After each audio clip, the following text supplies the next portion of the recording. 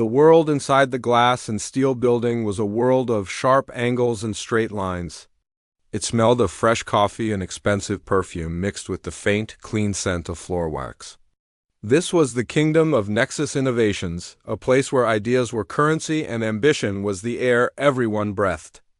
And in this kingdom, there was a man who was almost never seen. His name was Leo, but most people didn't know that. To them, he was just the janitor.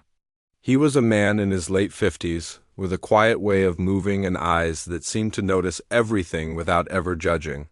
His hair was starting to thin at the crown, and his shoulders had a slight, permanent stoop, as if he were carrying a weight no one else could see. Every evening, as the sun dipped below the city skyline and the office lights began to glow like a man-made constellation, Leo would arrive. He would push his large, gray cleaning cart through the silent hallways, the soft squeak of its wheels the only sound breaking the peace. His routine was a well-practiced dance. He knew every corner of the massive building. He knew which desk chair had a wobbly wheel, which window had a smudge that never quite came off, and which floorboard in the third-floor corridor creaked if you stepped on it just right. He moved from office to office, emptying trash cans, wiping down surfaces, and making the day's mess disappear. It was like being the tide coming in after the party is over to smooth everything out, leaving it clean and ready for the next day. During his first few months, he used to nod and say a quiet hello to the people who worked late, but most of them would just look right through him, their minds lost in spreadsheets and conference calls. They would nod back absent-mindedly, their eyes already on their next task. After a while, Leo stopped trying. It was easier to just be invisible.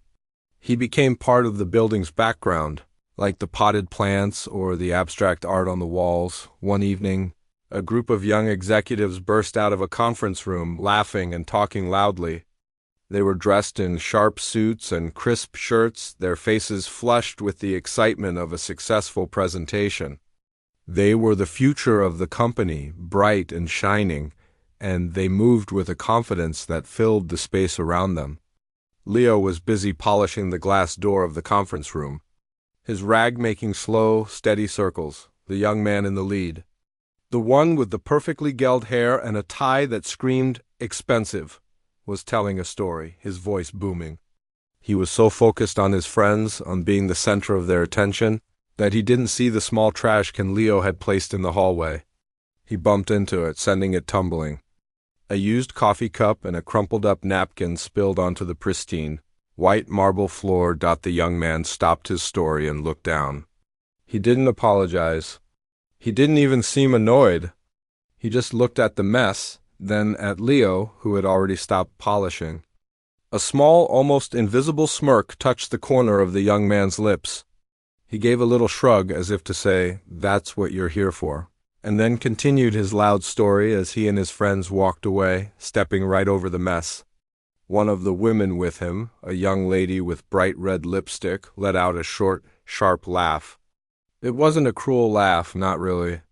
It was just a laugh that didn't see Leo as a person who had feelings. He was just part of the scenery, an object that would clean up their small accident. Leo stood there for a moment, watching them disappear into the elevator. He didn't feel angry. He had passed that stage a long time ago. It was more of a deep, quiet tiredness that settled in his bones. He bent down slowly, his knees cracking a little, and picked up the coffee cup and the napkin. He placed them back in the can and set it upright. Then he got a fresh cloth and wiped the small, dark coffee stain off the floor until the marble was perfect again. As he worked, he thought about his own son, who was about the same age as that young man. His son was a musician, struggling to make ends meet, playing his guitar in small bars and clubs, hoping for his big break. He had a kind heart and a gentle soul. Leo wondered if his son would ever become like these people, so wrapped up in their own world that they couldn't see the people around them. He hoped not. He finished his work on that floor and pushed his cart towards the main lobby. The lobby was the heart of the building, a huge, impressive space with a ceiling so high you could shout and it would feel like a whisper. And in the very center of this grand space, like a king on its throne, sat a gleaming black grand piano. It was a beautiful instrument with a smooth, shiny finish that reflected the city lights from the giant windows. It looked brand new, perfect in every way, but it was always silent. It was just for show, a piece of expensive furniture to make the company look classy and cultured. No one ever played it. It was a beautiful, silent bird in a golden cage, every night. After he had finished cleaning the rest of the building, Leo would save the lobby for last. He would vacuum the huge carpet, wipe down all the glass surfaces, and empty the trash cans. And then he would approach the piano. He didn't play it, not yet. He would just take a soft, clean cloth and gently dust the smooth, black lid. He would wipe away the invisible fingerprints of the day, the smudges left by people leaning on it to tie their shoes or the curious touches of children visiting their parents. His touch was gentle, almost reverent, like a man touching a holy book. He would run his hand over the cool, smooth wood, a small, sad smile on his face. It was his secret, his private moment with this silent, beautiful instrument in the middle of the empty, sleeping building. It was the only time in his long day that he felt a real connection, a flicker of a life he once knew. The last of the trash bags was tied and tossed into the large bin in the service elevator. The vacuum cleaner was back in its closet, its cord neatly coiled. Leo's gray cart was wiped down and parked in its designated corner, ready for the next night. For all intents and purposes, his work was done. The building was clean, silent, and waiting for the morning. But Leo did not head for the exit. Instead, he stood in the middle of the grand lobby, just looking. The city lights painted patterns on the polished floor, and the moon hung high in the dark sky, visible through the massive glass ceiling. It was his favorite time of day, this quiet hour between the end of the day's chaos and the beginning of a new one. It was the only time the building truly felt like it belonged to him. He walked slowly towards the center of the lobby, his footsteps making soft, echoing sounds on the marble. He stopped in front of the grand piano. It stood there, dark and majestic, a sleeping beast. During the day, it was just a piece of furniture, something expensive to look at. But at night, in this silence, it felt alive. It was waiting. Leo reached out and let his hand rest on the cool, smooth wood of the lid. He could feel a faint vibration, a hum that was probably just the building's air conditioning, but he liked to think it was the piano, breathing. He stood there for a long time, just feeling the connection, the silence stretching out around him like a soft blanket. He thought about his son again, picturing him on a small stage in a smoky bar, his fingers flying over the fretboard of his guitar, a look of pure joy on his face. He felt a pang of longing, a wish that he could be there, cheering him on. But he also felt a deep sense of pride. His son was living his dream, even if it was a hard one. With a soft sigh that seemed to get lost in the vastness of the room, Leo made his decision. He carefully lifted the heavy lid that covered the piano keys and propped it open. The ivory and ebony keys stared back at him, white and perfect in the dim light. He ran his fingers over them, not pressing them down, just letting them feel the familiar, cool surface. It was like greeting an old friend he hadn't seen in years. Then he slowly pulled out the bench and sat down. As he settled onto the seat, something remarkable happened. His back, usually stooped and tired from years of work, straightened. His shoulders, which were normally slumped, pulled back. His entire posture changed. He was no longer the invisible janitor. He was a man about to speak a language he knew better than his own. He placed his hands on the keys, his long, calloused fingers looking strangely graceful against the white ivory. The calluses on his fingertips were from hard work, from mops and buckets and wrenches, but they knew these keys. They remembered. He hesitated for just a moment, his eyes closed, taking a deep breath. And then he began to play. The first few notes were soft, hesitant, like a question being asked in a dark room. They were simple, clear notes that hung in the air, each one perfect and distinct. The sound was not loud, but it was big. It filled the entire lobby, pushing against the glass walls and climbing up to the high ceiling. The cold, empty space was suddenly warm, filled with a feeling, a story. The notes began to flow together, faster and more complex, weaving a melody that was both beautiful and sad. It was a piece by a composer named Chopin, a song his wife used to love. He hadn't played it for her in a long, long time, But he remembered every note got as his fingers danced across the keys. His mind drifted back. He could see his wife sitting in their small living room, her eyes closed, a gentle smile on her face as he played on their old, second-hand upright piano. The sunlight would be streaming through the window, dust motes dancing in the light. It was a different time, a time when their lives were full of hope and music. He played for her now, in this empty, fancy lobby. He played the memories, the love, and the loss. Each note was a word in a letter he could never send. The music was his way of talking to her, of telling her he still missed her, that a part of him would always be with her in that small living room. With the sun on his face and the music in the air, the melody grew stronger, more passionate. The soft sadness of the beginning began to transform into something else, something powerful and defiant. His fingers moved faster, pressing the keys with a strength that seemed to come from deep inside his soul. The music was no longer just a memory.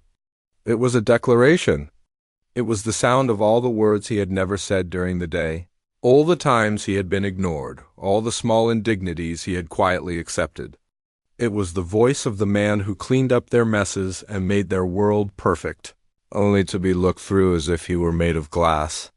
The music swelled, filling every corner of the vast room with a storm of emotion. It was angry and loving, broken and strong, all at the same time. It was the sound of a human heart, laid bare. He was completely lost in the music now. His eyes were still closed, his body swaying slightly with the rhythm. The janitor's uniform felt like a costume he had forgotten he was wearing. He was not Leo the cleaner. He was a musician. He was an artist. He was a husband. He was a father. In this moment, in this silent building, he was all the things he had ever been and all the things he had ever wanted to be. The world outside, with its sharp suits and its sharp rules, had disappeared. There was only him, the piano, and the music. Finally, the storm of the music began to calm. The furious, fast notes softened, slowing down into the gentle, sad melody from the beginning. It was like the anger had spent itself, and all that was left was the quiet ache of longing. He played the last few notes, each one softer than the last, until there was only one final, haunting chord hanging in the air. He held his foot on the pedal, letting the sound vibrate and slowly fade into nothingness. Then there was silence again. But it was a different kind of silence now. It was a heavy, full silence, charged with the energy of the music that had just filled it. Leo opened his eyes. He slowly lifted his hands from the keys and placed them in his lap. He sat there for a long moment, breathing heavily, his heart pounding in his chest. The spell was broken. He was just a man in an empty room again. He gently lowered the lid over the keys, putting the beautiful, sleeping beast back to rest. His secret was safe for one more night. The last note of the Chopin piece hung in the air like a ghost, a soft, sad sound that seemed to absorb all the light in the room. Leo sat perfectly still, his hands resting on the keys, his eyes closed. He could still feel the vibration of the music in his bones, a comforting hum that made him feel alive and whole. In those moments of playing, he wasn't a lonely man pushing a cleaning cart. He was a conduit for something beautiful, something that connected him to his past, to his wife, to the deepest parts of himself. The silence that followed was not empty. It was full. It was a sacred space, a church he had built with music, and he was its only worshiper. He took a deep breath, ready to slowly come back to reality, to the quiet, empty building and the long walk home, but the silence was broken. A loud, metallic click echoed from the far side of the lobby, followed by the soft whoosh of the automatic glass doors sliding open. Leo's eyes snapped open. His body went rigid, every muscle tensing. Panic, cold and sharp, shot through his chest. He quickly pulled his hands back from the keys as if they were on fire. The spell was broken. The sacred space had been invaded. Through the tall glass doors, a group of people stumbled into the lobby, their laughter echoing in the vast space. It was the young executives from earlier. They were back. They were louder now, their movements less precise. They had clearly been out celebrating, their faces flushed and their eyes bright with drink and excitement. The young man with the perfectly gelled hair was leading the pack, his tie loosened and his jacket slung over his shoulder. He was telling a loud story, gesturing wildly with his hands. Completely oblivious to his surroundings, Leo felt like a deer caught in headlights. He was trapped on the piano bench, a stage he had never asked for, in the middle of his most private moment. His first instinct was to run, to hide, but there was nowhere to go. They would see him anyway. He felt a hot flush of shame creep up his neck. His uniform, which he had forgotten while he was playing, suddenly felt rough and scratchy, a bright sign that screamed janitor. He was no longer a musician.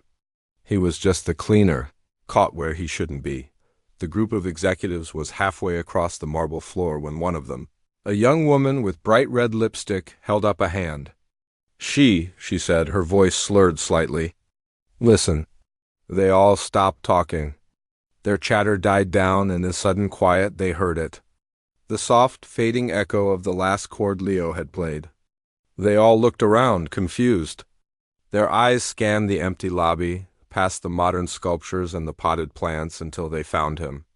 Sitting at the grand piano, for a few seconds, nobody said anything. They just stared. It was such an unexpected sight in this place of business and technology. The grand piano, which was always just a piece of furniture, was being occupied. And by the janitor. The look on their faces was a mixture of surprise and curiosity. The music had been beautiful, and it had confused them. Then, the young man with the gelled hair recognized him. A slow smile spread across his face, but it wasn't a kind smile. It was the smile of someone who has just been given a gift, a perfect opportunity to entertain his friends. He let out a short, sharp laugh. Well, he said, his voice loud and clear in the silent lobby. Look what we have here. It's the cleaning crew's one-man band.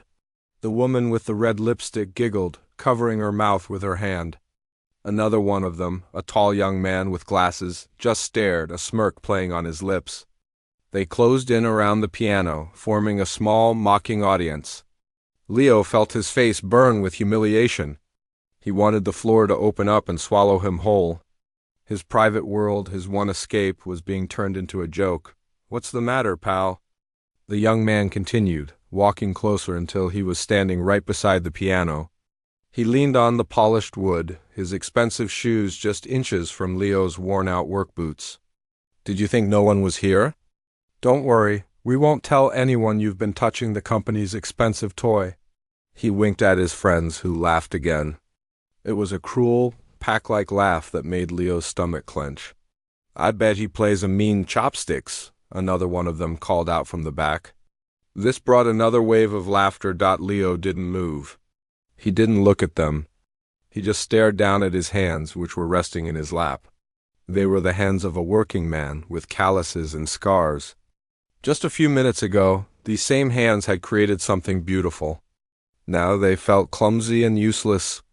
He felt a deep, sickening feeling of being exposed. It was like they had walked in on him while he was praying, and now they were making fun of the words he was using. He had shared something so personal, so private, and they were stomping on it with their expensive shoes and their easy laughter. The young man with the gelled hair wasn't finished.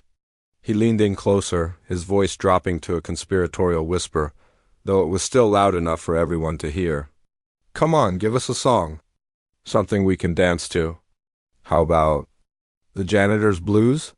He laughed at his own joke, nudging his friend with his elbow. Or maybe a little tune about mopping floors. The shame that Leo felt was slowly being replaced by something else. It was a cold, hard feeling that started deep in his gut and began to spread through his veins. He had spent his whole life being invisible, being ignored. He had learned to accept it, to live with it. But this was different. This was not being ignored. This was being seen, but only as a fool, a caricature. They weren't laughing with him. They were laughing at him. And in that moment, something inside of him broke. Or maybe something inside of him finally woke up. He slowly lifted his head. He didn't look at their faces. He looked at his hands, then at the keys in front of him. The laughter of the young executives faded into the background, replaced by the sound of his own heartbeat, a steady, powerful drum in his ears. He thought about his wife, who had believed in his music. He thought about his son, who was out there fighting for his own dream.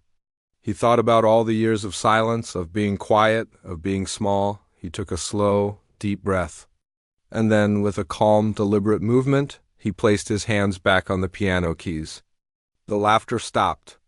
The young executives watched, suddenly unsure of what was happening. Leo didn't play a simple, happy tune. He didn't play chopsticks. He placed his fingers on the keys and began to play a new song. It was a piece by a composer named Liszt, a song that was technically difficult, full of fire and passion. The first notes that came out were not soft or sad. They were sharp, loud, and angry. They were a challenge. The first notes that exploded from the piano were not a melody. They were a declaration of war. The sound was sharp and loud, like a thunderclap in the small space of their minds. It was so different from the gentle, sad music they had heard moments before that it felt like a different instrument, a different person. The young executives, who had been circling the piano like sharks, froze. The smirks on their faces vanished, replaced by looks of pure shock. The young man with the gelled hair, who had been leaning so casually against the piano, flinched and stood up straight. As if he had been burned, the man on the bench was no longer the humble janitor they had been mocking. His back was straight, his shoulders were square. His eyes, which had been downcast with shame, were now fixed on the keys, burning with a fierce concentration. His hands, which had seemed so clumsy and out of place, moved with a speed and power that was almost frightening. They were a blur of motion, dancing, striking, and caressing the keys all at once. The music that poured out was a torrent, a flood of sound that was complex, angry, and breathtakingly beautiful. The young man with the gelled hair felt a cold knot form in his stomach. He had expected a simple, maybe clumsy tune. He had expected to laugh, to get a few more cheap jokes out of the situation before they left to get more drinks. But this was something else entirely. This was a force of nature. The music didn't just fill the lobby. It seemed to take up all the oxygen in the air. It was so loud and so powerful that it vibrated in his chest, making his heart beat in a fast, nervous rhythm. He looked at his friends. The woman with the red lipstick was staring, her mouth slightly open, her hand frozen halfway to her face. The tall man with glasses had taken a step back, his eyes wide with disbelief.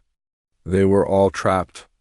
The mocking laughter they had come with felt like a lifetime ago, a stupid, childish memory from another world. Leo was lost in the storm of his own creation. He wasn't thinking about the people in front of him. He wasn't thinking about their expensive suits or their cruel laughter. He was channeling everything into the music. He was playing the years of being invisible, the quiet loneliness of his nights, the memory of his wife's smile, and the pride he felt for his son. He was playing the anger he felt at being treated like an object, like a piece of the furniture he cleaned. All the emotions he had kept locked away inside him for years were now pouring out of his fingertips, given a voice, a powerful and roaring voice that could not be ignored. The uniform he wore felt like it was dissolving, replaced by an invisible cloak of power and majesty. In this moment, he was not a janitor. He was a master, and this grand piano was his kingdom. The music swelled, rising and falling like a giant, angry sea. There were moments of incredible speed, where the notes were like a million tiny, sharp hailstones striking the ground. Then there were moments of deep, resonant chords that rumbled like thunder, shaking the very foundations of the building. The young executives stood in stunned silence, unable to move, unable to speak. They had come in feeling powerful and important, the masters of their universe. Now they felt like small, helpless boats caught in a hurricane. The music was stripping away their arrogance, their confidence, and their sense of superiority, leaving them with nothing but their raw, exposed selves. The young man with the gelled hair felt a wave of shame so intense it made him dizzy. He saw the man on the piano bench, not as a janitor, but as a giant. He saw the passion in his face, the raw power in his hands, and he understood, with a sickening certainty, the magnitude of his mistake. He had not just made fun of a man. He had tried to crush the spirit of an artist. He had mocked something he couldn't even begin to understand. The joke was on him, and it was the most unfunny joke he had ever heard. He wanted to look away, to run out of the lobby and never come back. But he couldn't. The music held him there, forcing him to watch, forcing him to listen, forcing him to understand. The piece reached its climax. The tempo increased to an impossible speed, the notes a blinding, dazzling flurry of sound. Leo's whole body was involved now, swaying with the music, his head thrown back, his eyes closed. He was no longer just playing the piano. He was one with it. The final, thundering chords crashed through the lobby, a series of powerful hammer blows that seemed to shake the glass walls and rattle the marble floor.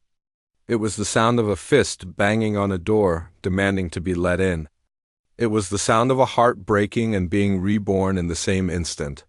It was the sound of pure, unadulterated defiance, and then, as suddenly as it had begun, it stopped. Leo's hands came down on the keys, striking the final, crashing chord with all his strength. The sound echoed through the vast space, a giant roaring sound that slowly faded into a profound, deafening silence.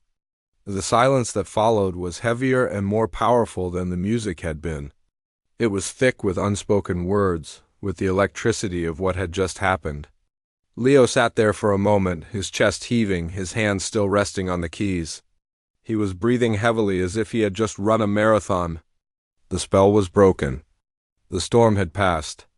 Slowly he opened his eyes. The fire in them had gone out, replaced by a quiet, deep exhaustion. He was just a man again, an older man in a janitor's uniform, sitting at a piano in an empty lobby. The silence that followed the final crashing chord was a living thing. It was heavy and thick, filling the vast lobby like a dense fog. It pressed in on the young executives, stealing the air from their lungs and the words from their mouths. They stood frozen, a small, pathetic group of well-dressed mannequins, their faces pale in the dim light. The young man with the gelled hair felt a cold sweat break out on his forehead. His heart was hammering against his ribs, a frantic, trapped bird. He couldn't breathe. He couldn't think. All he could do was see the man on the piano bench, his back still straight, his head bowed, and feel the crushing weight of his own stupidity, the man on the bench. Leo slowly lifted his hands from the keys. They felt heavy, tired, as if they had been holding up the weight of the world for the past 10 minutes. He took a deep, shaky breath, the first one he felt he had taken since the music began. The fire that had fueled him, the anger and passion that had poured through him, had burned itself out, leaving behind a quiet, hollow ache. He was exhausted, not just in his body, but in his soul. He had shown them a part of himself that he kept hidden, a part that was raw and real, and now he felt terribly exposed. With a slow, deliberate movement, he reached out and gently lowered the piano lid, covering the keys that had just spoken so loudly. The soft click of the lid closing was the only sound that broke the silence, and it made the young executives jump. It was the sound of an ending. Leo then pushed the bench back and stood up. As he did, the transformation that had been so shocking in reverse now happened again. His shoulders slumped. His back curved into its familiar stoop, and the powerful, confident aura that had surrounded him seemed to shrink and vanish, folding back into the simple, worn fabric of his janitor's uniform. He was once again the invisible man. He turned to face the group of young executives. He didn't look at their faces. He couldn't. He didn't want to see the pity or the shame or the confusion in their eyes. He just looked at the floor, at the scuff mark on his own worn-out boot, and prepared to walk past them, to escape to the quiet anonymity of his work. He just wanted to go home. The young man with the gelled hair watched him approach. 1,000 thoughts were racing through his mind, a chaotic jumble of shame, regret, and a strange, newfound awe. He wanted to say something. He needed to say something. "I'm sorry," felt too small, too pathetic. "That was amazing," felt like an insult, as if he were judging a street performer. He opened his mouth, but his throat was dry and no sound came out. He just stood there, his mouth hanging open like a fool, as Leo walked towards him. For the first time in his life he felt truly small, and the expensive suit he was wearing felt like a child's costume. Leo didn't even look at him. He just walked past, his shoulder inches from the young man's, a ghost gliding through their midst. The other executives parted for him without a word, creating a path for him as if he were royalty. They didn't dare to meet his eyes. They were all staring at the floor, their faces burning with a collective shame that was almost as powerful as the music had been. Leo walked over to his gray cleaning cart, which was parked in the corner, and placed his hand on its handle. It felt familiar and real, a solid piece of his normal life. He was about to push it away, to disappear into the service elevator and put this whole night behind him, when a calm, clear voice spoke from the top of the grand staircase. "Bravo!" The voice was not loud, but it cut through the heavy silence like a knife. Everyone in the lobby, including Leo, turned to look. Standing at the top of the stairs, silhouetted against the light from her office, was a woman. She was in her 60s, with silver hair pulled back in a simple, elegant style. She was dressed in a tailored business suit, and she carried herself with an air of quiet authority that was undeniable. It was the CEO of the company. She had been working late. She began to descend the stairs, her heels making soft, clicking sounds on the marble. Her eyes were not on the young executives. They were fixed on Leo. She walked past them as if they weren't even there, her focus entirely on the man standing by the cleaning cart. She stopped a few feet away from him and smiled. It was a warm, genuine smile that reached her eyes. "That was the most beautiful thing I have ever heard in this building," she said. Her voice filled with a sincere respect that made the young executive's shame deepen even further. They had mocked what their boss was now praising. The young man with the gelled hair felt a sickening lurch in his stomach. He wanted the floor to swallow him whole. Leo looked at the CEO, surprised. He wasn't used to being spoken to directly, let alone praised. He just stood there, holding on to his cart, not sure what to say. "We are hosting a client gala next month," the CEO continued, her tone professional but kind. "A very important event. We had a famous pianist scheduled to perform, but he just canceled due to a family emergency. We have been scrambling to find a worthy replacement." She paused, her eyes looking directly into Leo's. "I believe I have just found him?" The young executive stared in disbelief. This was not happening.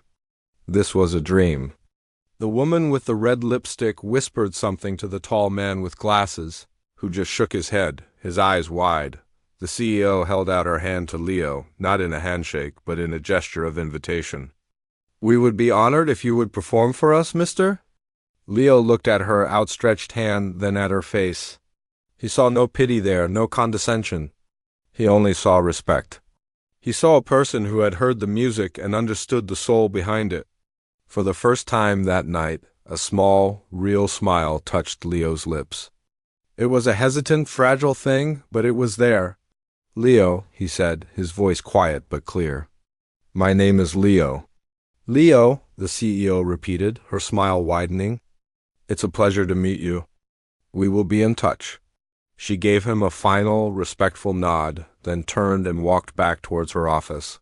Leaving the lobby in a state of stunned silence, Leo finally let go of his cart.